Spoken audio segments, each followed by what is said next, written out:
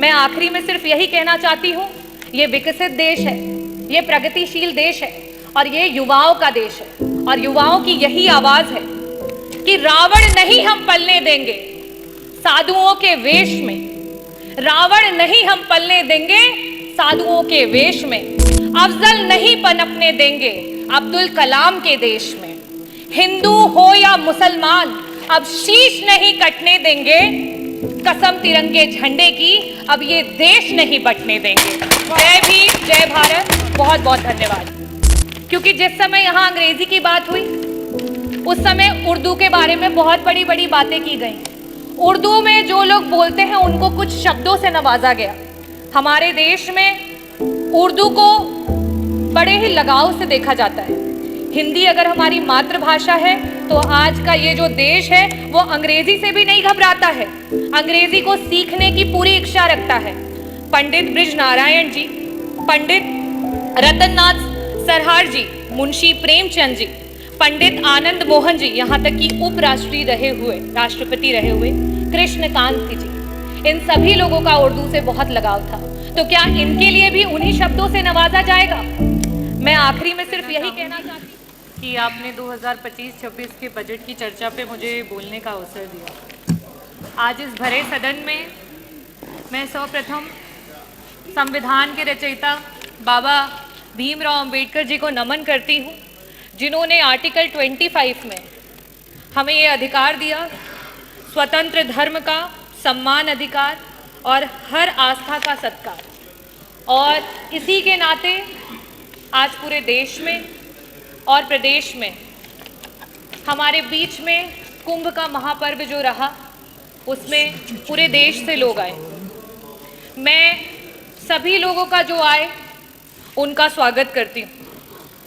यहाँ कई प्रकार की चर्चाएं हुई और बहुत सारे शब्दों का प्रयोग किया गया। ये जो लोग विभिन्न प्रदेशों से और यहाँ तक कि विश्व के कोने कोने से आए, वो किसी राजनीति से प्रेरित होकर के नहीं आए, वो आस्था से, धर्म से और अपने देश, अपनी मातृभूमि से जुड़े हुए हैं, इसलिए वो यहाँ पर आए। महाकुंभ के आयोजन में जितना बजट होना चाहिए था सरकार ने उसकी कमी की। महाकुंभ में जो सुविधाएं हमारे लोगों को देनी चाहिए थी सरकार ने उसकी कमी की। वहाँ पे गिद्ध नहीं गए थे, वहाँ पे सुअर नहीं गए थे, वहाँ पे इस देश में आस्था रखने वाले, इस देश को लोकतांत्रिक समझने वाले, इस देश में भाईचारे को आगे लेकर के जाने वाले लोग वहाँ पे पहुँचे थे। मैं इस सदन में आज बहुत सारी चर्चाएं हुई, बहुत सारी बातें कही गई। बजट की जबकि चर्चा होती है तो बजट में किस तरीके से डिवीजन होता है उसकी बात होती है। अभी सत्र में कुछ दिन पहले बात हुई कि अंग्रेजी में विधायकगण अपने भाषण दे सकते हैं, लेकिन जब आपके बजट में एलोकेशन की बात आती है, शिक्षा की बात आती है, जो हमारे बच्चे प्राइमरी स्कूल में पढ़ रहे हैं जिनकी नींव अंग्रेजी से शुरू नहीं होगी तो वो आगे जाकर के आपके अंग्रेजी में दिए हुए भाषणों को नहीं समझ पाएंगे। लेकिन आप क्या काम कर रहे हैं? जहां 15% कहीं आपकी सरकार बजट दे रही थी, आज शिक्षा में वो बजट गिरा करके 13% पे आ चुका है। ये स्थिति है। अगर मैं बात करूं स्वास्थ्य की, क्योंकि मंत्री जी यहाँ बैठे नहीं है, जब स्वास्थ्य पे जब विपक्ष चर्चा करने की कोशिश करता है मंत्री जी उत्तेजित हो जाते हैं। शायद इसीलिए हो जाते हैं क्योंकि स्वास्थ्य पे मात्र 6% का बजट दिया गया है और इस 6% के बजट में भी मंत्री जी 40% का बजट पिछले जो बजट में था एलोकेटेड उसको इस्तेमाल नहीं कर पाए। अगर हम बात करें ग्रामीण अंचल की, जो उत्तर प्रदेश की 60-70% की आबादी है, अगर हम उसमें बजट के एलोकेशन की बात करें तो मात्र 4% का बजट है, जो 8 करोड़ 8 लाख की आप बात करते हैं, 8 लाख करोड़ की बात, 8 लाख 8 हजार करोड़ की बात करते हैं, उसमें मात्र 4% का बजट दिया गया है। और सबसे बड़ी नाइंसाफी अगर इस सरकार में कोई झेल रहा है तो वो हमारा किसान है। पूरे देश का एवरेज औसत अगर निकाल लिया जाए तो बाकी प्रदेशों में जहां किसानों को 6% का बजट मिल रहा है, वहां उत्तर प्रदेश की सरकार में मात्र 3% का बजट है जो हमारे किसानों को दिया जा रहा है।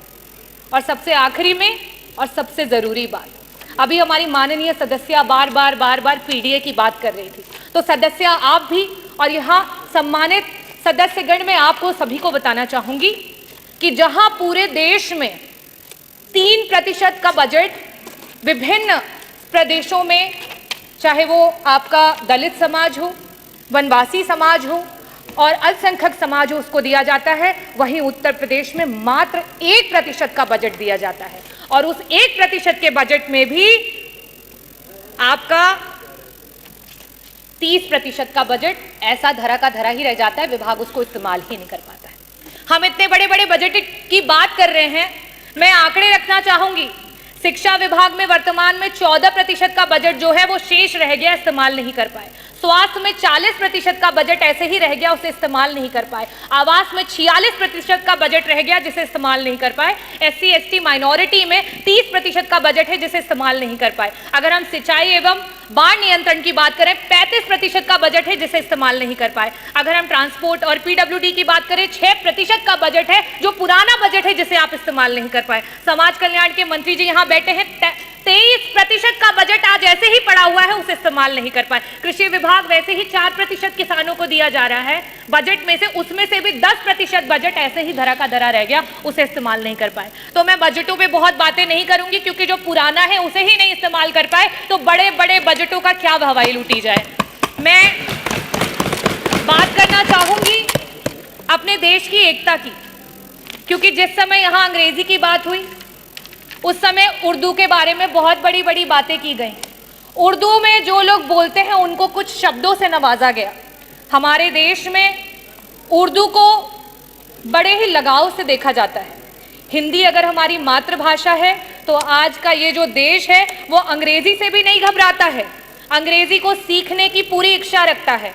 पंडित ब्रिज नारायण जी, पंडित रतननाथ सरहार जी, मुंशी प्रेमचंद जी, पंडित आनंद मोहन जी, यहाँ तक कि उपराष्ट्रपति रहे हुए कृष्णकांत जी, इन सभी लोगों का उर्दू से बहुत लगाव था। तो क्या इनके लिए भी उन्हीं शब्दों से नवाजा जाएगा? मैं आखिरी में सिर्फ यही कहना चाहती हूँ, ये विकसित देश है, ये प्रगतिशील देश है और ये युवाओं का देश है। और युवाओं की यही आवाज है कि रावण नहीं हम पलने देंगे साधुओं के वेश में, रावण नहीं हम पलने देंगे साधुओं के वेश में, अफजल नहीं पनपने देंगे अब्दुल कलाम के देश में। हिंदू हो या मुसलमान अब शीश नहीं कटने देंगे, कसम तिरंगे झंडे की अब ये देश नहीं बंटने देंगे। जय भीम, जय भारत, बहुत बहुत धन्यवाद। मनोज पांडे जी।